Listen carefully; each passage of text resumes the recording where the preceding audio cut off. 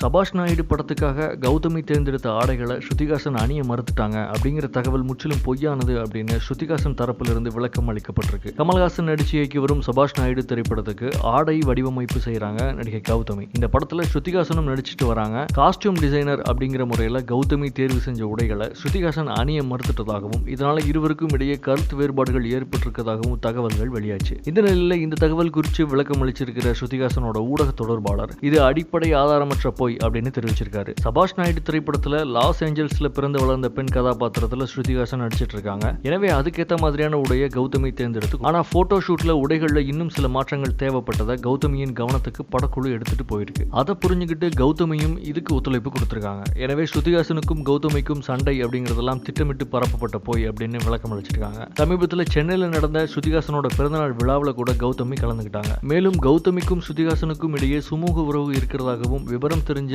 திரைத்துறையினர் தெரிவிக்கிறாங்க. வண்ணம் பல வண்ணம் ஆகுதே, கண்களெல்லாம் இன்பம் கூடி கண்ணீராகுதே. அந்த பாடல் 2 வரி பாடுறேன்.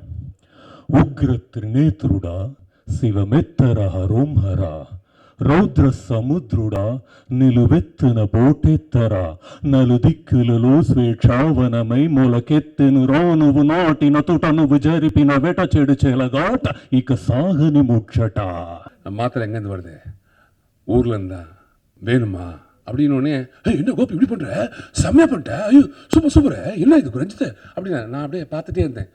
மாய நதி இன்று மார்பில் வழியுதே, தூய நரையிலும் காதல் மலருதே,